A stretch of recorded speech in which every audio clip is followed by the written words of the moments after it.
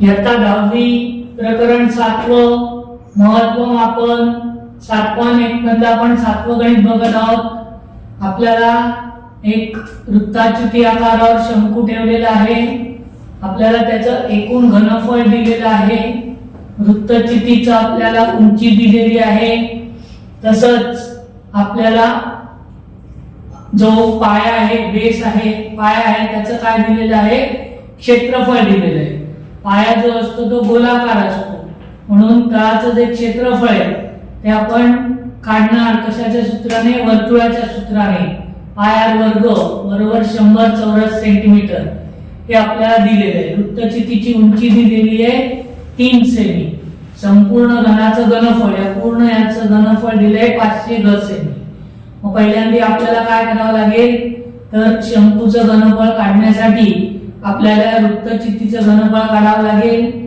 ते एकूण घनफळामधून वजा करून मग त्याच्यावरून आपण त्रिज्या काढणार आहोत।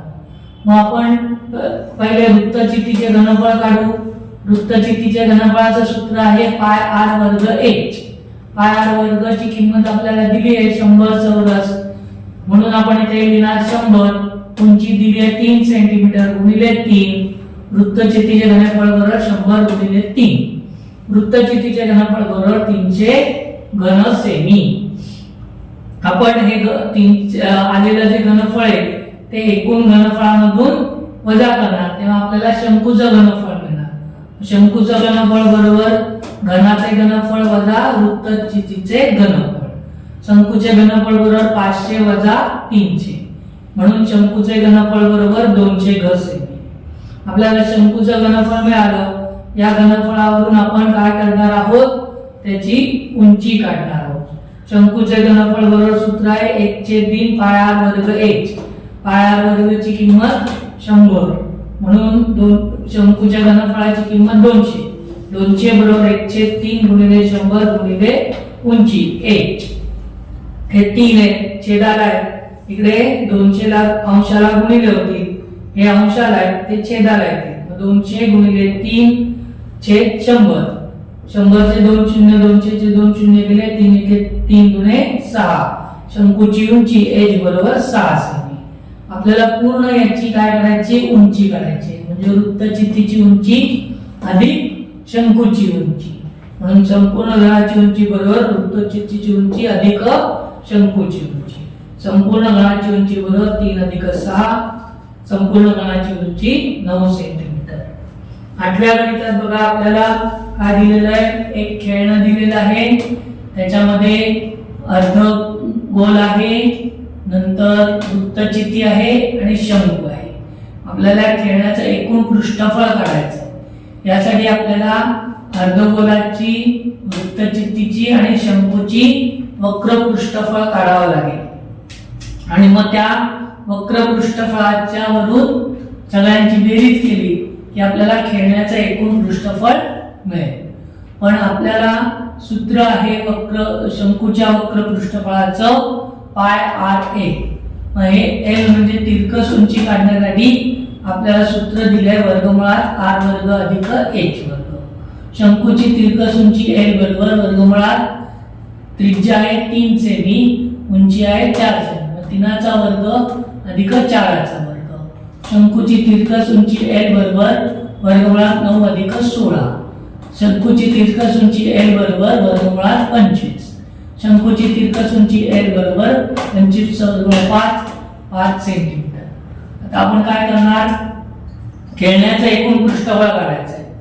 अर्धगोलाचे वक्र पृष्ठफळ अधिक वृत्तचितीचे वक्र पृष्ठफळ अधिक शंकूचं वक्र पृष्ठफळ।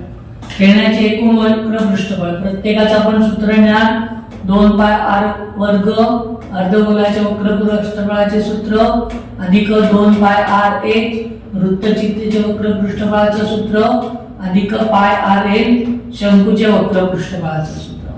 याच्यातनं पाय आणि r हे सामायिक येतात, म्हणून आपण ते कंसाच्या बाहेर लिहिले। पाय r कंसात राहिलेल्या आपण घटक लिहिणार आहोत। इथे एक r सामायिक आला म्हणून एक r उरला, म्हणजे 2r अधिक h उरला 2h अधिक a।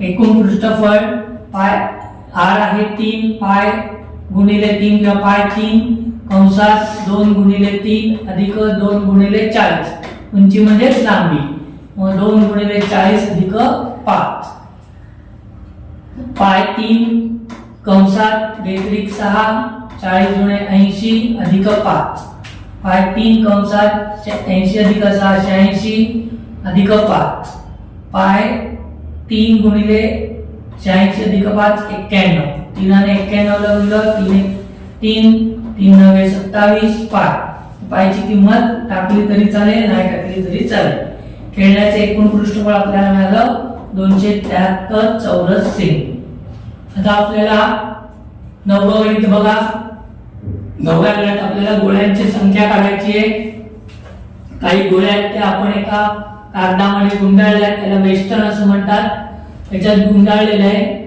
वेस्टर्नची आपल्याला व्यास दिलेला आहे 14 मिलीमीटर लांबी दिलेली आहे 10 सेमी आणि जे गोळी आहे एका गोळीची त्रिज्या आहे 7 सेमी आणि गोळीची उंची म्हणजे जाडी त्याला उंची आपण म्हणणार आहोत 5 मिलीमीटर आपण वेस्टर्नला व्यास दिलेला आहे 14 सेमी पहिले आपण त्याची त्रिज्या काढणार वेस्टर्नची त्रिज्या r1 बरोबर व्यास छेद 2 वेस्टर्नची त्रिज्या 14/2 2 के बे 14 वेस्टर्नची त्रिज्या r1 बरोबर 7 मिलीमीटर वेस्टर्नची उंची आपल्याला सेंटीमीटर मध्ये दिली आहे पहिल्यांदा सगळ्यांची एकक समान करण्यासाठी आपल्याला सेंटीमीटरचं मिलीमीटर मध्ये रूपांतर करावं लागेल 1 सेंटीमीटर बरोबर 10 मिलीमीटर म्हणून 10 सेमी बरोबर 10 गुणिले 10 100 मिलीमीटर वेस्टर्नची उंची h बरोबर 100 मिलीमीटर गोळ्यांची संख्या या वेस्टर्नच्या घनफळाला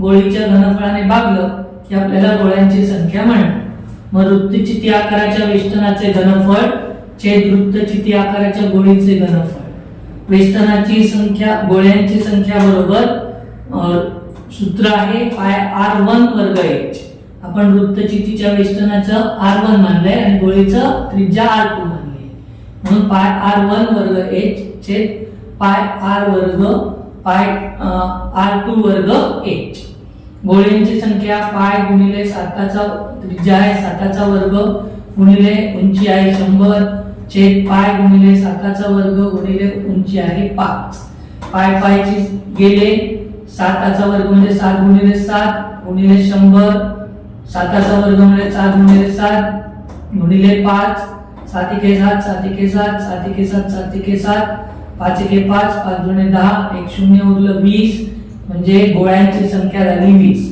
20 गोळ्या त्या वेष्टनात मावतील